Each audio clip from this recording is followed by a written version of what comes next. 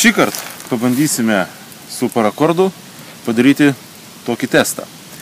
Tai štai matote, yra visiškai naujas parakordas.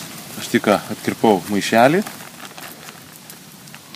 Kadangi parašiutinis stropas atlaiko maždaug 250 kg svorio, pabandysime taip protestuoti ir pabandysime tarp šių dviejų medžių surišti vieną virvutę ir ant jos atsisėsime dviese, aš ir Antanas.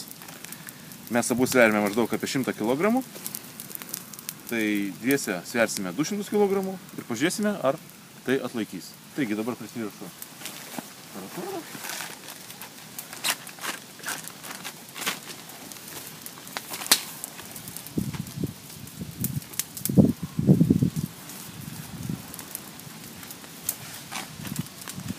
Kelis kartus apvyniosiu aplink medį, kad neslystų žemyn. Ir pririšiu.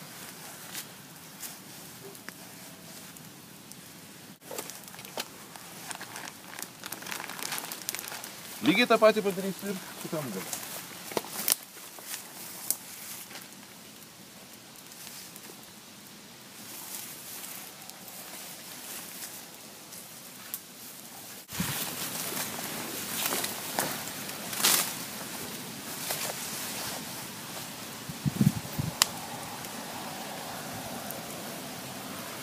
Taigi pririšau, kaip minėjau, vienam gale ir kitam gale parakordą ir dabar bandysim atsisėsti.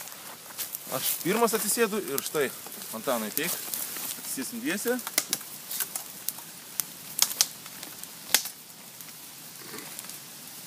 Sunku išsilaikyti, bet atlaikė.